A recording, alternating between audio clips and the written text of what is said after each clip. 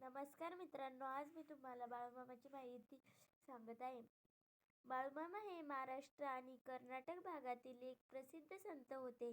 त्यांचा जन्म कर्नाटकातील बेळगाव जिल्ह्यातील कुर्बेवान या गावात झाला. ते मेंढपाळ समाजात जन्मले होते. लहानपणापासून त्यांना मेंढ्या, जनावरे आणि निसर्ग यांचे खूप प्रेम होते. त्यांचे बालपण साध्या परिस्थितीत गेले, पण त्यांचे विचार खूप उच्च होते. बाळूमामाचे जीवन अत्यंत साधे होते. ते नेहमी साधे पांढरे कपडे घालत, डोक्यावर फेटा बांधत आणि हातात काठी ठेवत ते मेंढ्यांचा कळप घेऊन गावोगावी पायी फिरत असत. फिरताना ते लोकांना चांगले वागण्याचा, कष्ट करण्याचा आणि प्रामाणिक राहण्याचा उपदेश करत. ते कोणताही भेदभाव मानत नसत आणि सर्व माणसे समान आहेत असे सांगत.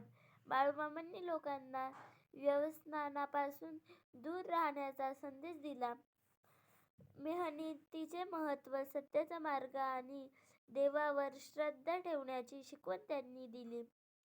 ते गरीब, दुःखी आणि आजारी लोकांना मदत करत असत. लोकांच्या श्रद्धेनुसार त्यांच्याकडे चमत्कारिक शक्ती होत्या. अनेक लोकांना संकटातून मुक्ती मिळाल्याच्या कथा आजही सांगितल्या जातात. आजही तुम्हाला त्या कथा ऐकूही शकता तुम्ही.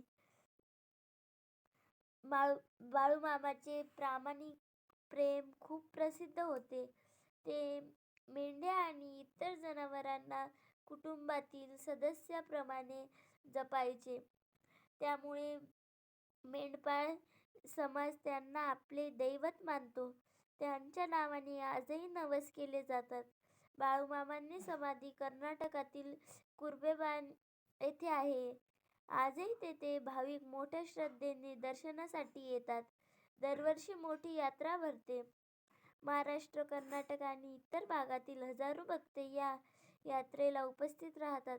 बाळूमामाचे जीवन आपल्याला साधेपणा, कष्ट, प्रामाणिकपणा आणि मानवतेची शिकवण देते. त्यामुळे केवळ संत नसून समाजाला योग्य दिशा दाखवणारे महान